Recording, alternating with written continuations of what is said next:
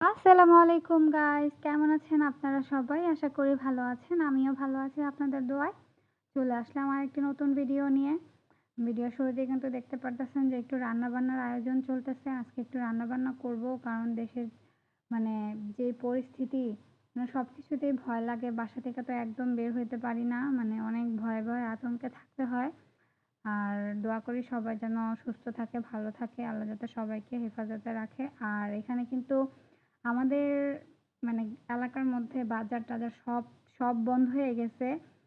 কেউ আতঙ্কের কারণে ঘর থেকে বেরই হইতে পারে না। আর অনেকদিন পর আব্বু আজকে একটু বাজারে গেছে। সকালবেলা গিয়ে কিন্তু ইলিশ মাছ নিয়ে আসছে। আর আজকে একটু ইলিশ মাছ রান্না হবে। তার জন্য আম্মুরে বলতেছি যে, "তুমি আজকে একটু সরিষা ইলিশ রান্না করো। তোমার হাতের সরিষা ইলিশটা অনেক মজার লাগে খাইতে।" তার জন্য আম্মু কিন্তু সকাল সকাল মাছটা আব্বু আনার পরে ধুয়ে সুন্দর করে কেটে পরিষ্কার করে নিচ্ছে।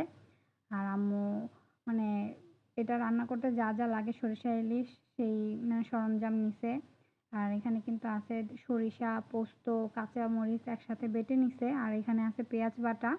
আর রান্নাটা কিন্তু সম্পূর্ণ হবে সরিষার তেলে। আম্মু কিন্তু আগে সরিষার তেলটা ভালো করে গরম করে নিছে। তার মধ্যে পেঁয়াজ বাটা দিয়ে দিছে দেখেন।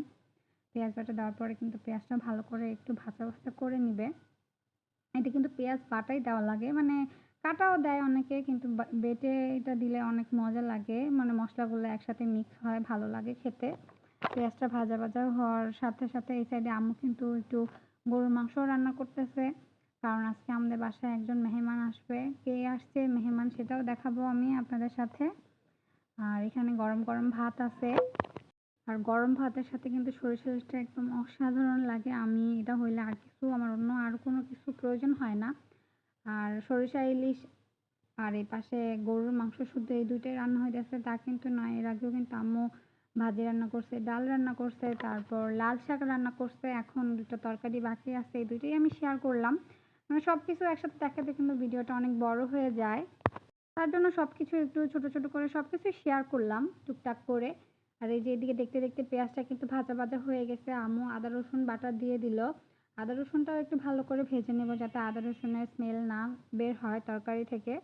আদা রসুনটাও একটু ভালো করে কষায় নিছি। তারপর আম্মু একে একে হলুদ গুঁড়া দিয়ে দিবে, তারপর মরিচ গুঁড়া, লবণ, ধনিয়া গুঁড়া, বেসিক যে মশলাগুলো লাগে তরকারি রান্না করতে সেই মশলাগুলোই দিয়ে কিন্তু আম্মু রান্না করতেছে। বাড়তি কোনো মশলা দেয় নাই। বাড়তি বলতে জাস্ট ওই সরিষা বাটা আর পোস্ত বাটাটাই আছে। ওইটাই মেইন, তরকারি রান্না করার জন্য, যেহেতু সরিষা ইলিশ খাবো। আর এমনিতে নরমালি যেভাবে ইলিশ মাছ রান্না করা হয় ভুনার মতো সেভাবেই রান্না হয়। আর এই যে আম্মু কিন্তু মশলাপাতি দিয়া সব একসাথে ভালো করে কষায় নিতেছে।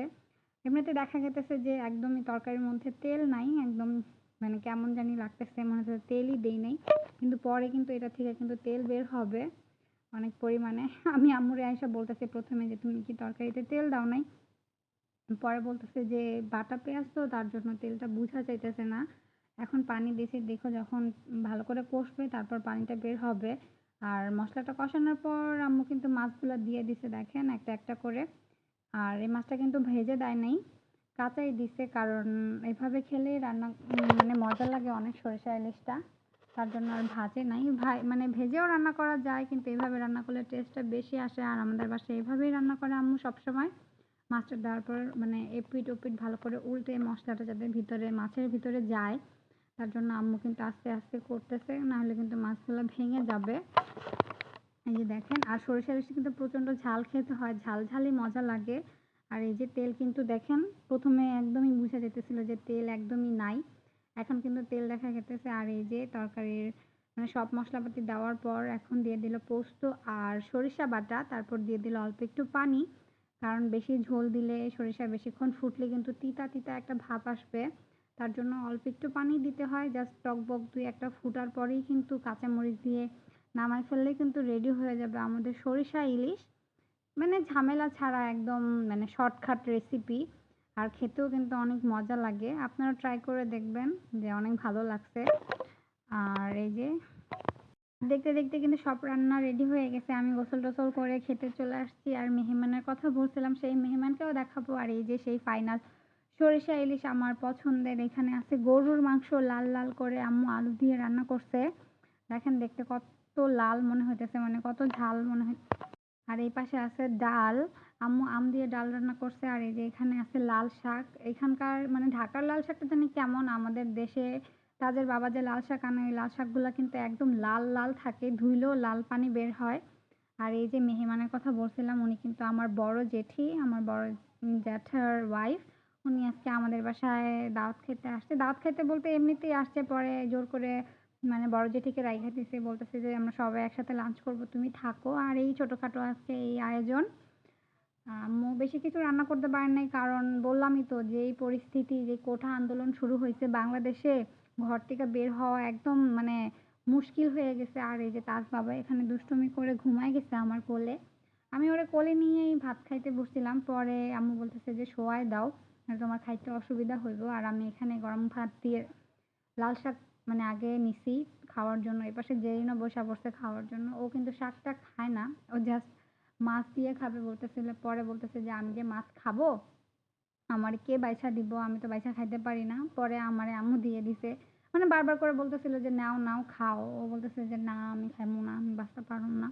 পরে আমি নিছি, আমি বলতেছি যে আমি তোরে বাইছা দিমুনে।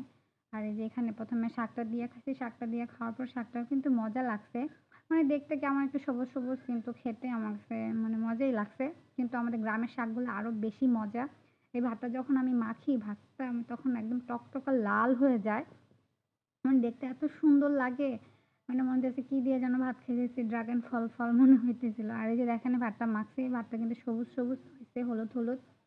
মানে গ্রামের ওইগুলা তো মানে সার-টার তারপর ছাড়া বানায়। আর এখানে এগুলো কেমন যেন। আর শাক দিয়ে খাওয়ার পরে এই যে আমি মাছটা নিছি।